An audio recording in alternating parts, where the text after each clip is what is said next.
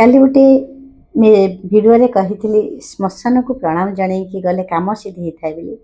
ସେ ଭିଡ଼ିଓଟା ବହୁତ ଭଲ ପାଇଛନ୍ତି, ମେସେଜ କରିଥିଲେ, ଗୋଟେ ଭଉଣୀ ନମ୍ବର ମାଗିଥିଲେ। ମୁଁ ତ ନମ୍ବର କାହାକୁ ଦିଏନି, ଘରେ ଚାହାନ୍ତିନି।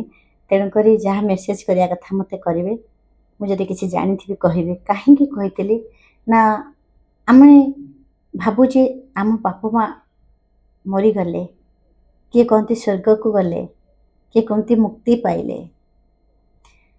ସେଟା କେବଳ ଆମ ମନ ବୁଝେଇବା ପାଇଁ।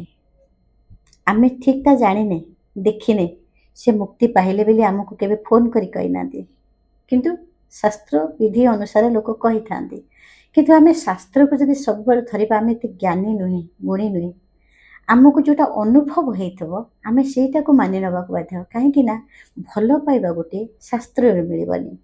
ଆପଣ କି ଜବରଦସ୍ତ କହିବ ତୁ ତାକୁ ଭଲ ପା, ତମେ ଭଲ ପାଇପାରିବନି। କାହିଁକି ତମର ମନ ଯେତେବେଳେ ନ ହେଇଛି, ନ ବୁଝିଛି, ତାକୁ ନ ଚିହ୍ନିଛି, କେବେ ଭଲ ପାଇପାରିବନି। ଶାସ୍ତ୍ର ଆଡ଼କୁ ଆମେ ଯିବାନି।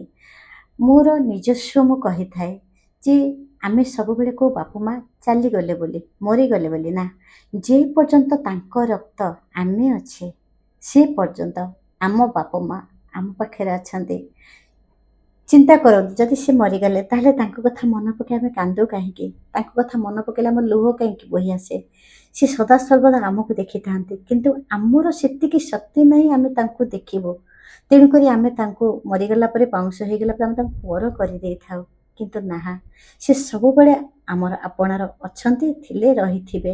କାରଣ ଆମେ ଜୀବିତ ଅଛେ ବୋଲି ଆମେ ସେମାନଙ୍କୁ ପର ଭାବୁଛେ। ଆମେ ଯେପର୍ଯ୍ୟନ୍ତ ବଞ୍ଚିଛେ ସେମାନେ ଅଛନ୍ତି ବୋଲି ଆମେ ଭାବିବା। କାରଣ ତା ଦେହରେ ଏତେ ଭଲ ପାଇବା ଥାଏ ନା, ଖୁନ୍ଦି ହେଇକି ଥାଏ। ତେଣୁକରି ମୁଁ ଯେଉଁଠିକି ଗଲେ ବି, ମୁଁ ଯଦି ଆମ ଘରକୁ ଯାଏ, ଆମ ମଶାଣିରେ ଯାଇ ମୁଁ ପ୍ରଣାମଟେ ଜଣାଇଥାଏ, ଆଉ ସବୁ କାମ ମୋର ସଫଳ ହେଇଥାଏ। ଆପଣ ବିଶ୍ୱାସ କରିବେନି, ଏତେ ଭଲ ପାଇବା ମୋତେ ଯେମିତି ଲାଗେ ମୋ ପଛରେ କିଏ ଆସୁଛନ୍ତି। ତାପରେ ମଶାଣିର କିଛି ଆଗକୁ ମୋର ଠାକୁର ଅଛନ୍ତି, ଅନନ୍ତ ଗୋପାଳ। ଆମେ ସେଇଠିକି ଯାଇଥାଉ, ଯେମିତି ମୋତେ ଲାଗେ ମୋର ଆପଣାର ଲୋକ ମୋ ପଛରେ ଅଛନ୍ତି। ଡର ଲାଗେନି, ଖୁସି ଲାଗେ। ଆଉ ସେତେବେଳେ ମୁଁ ଭାବେ ଯେ ନିହାତି ସେ ମୋତେ ଦେଖି ଖୁସି ହେଉଛନ୍ତି ବୋଲି ମୋତେ ଆଜି ଖୁସି ଲାଗୁଛି।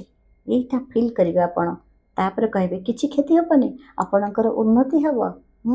ଆପଣ ପ୍ରଣାମ ଜଣାନ୍ତୁ ନା, ଦେଖିବେ ଯେଉଁମାନେ କହୁଛନ୍ତି ସେମାନେ ଭୁଲ କହୁଛନ୍ତି। କାରଣ ଆମେ ନିଜେ ଅନୁଭବୀ। ଆମ ବାପା ମା ଯେଉଁଠି ରହିଲେ ଆମର, ଆମେ କାହାକୁ ଉଦ୍ଧାର ବି ଦେବୁନୁ।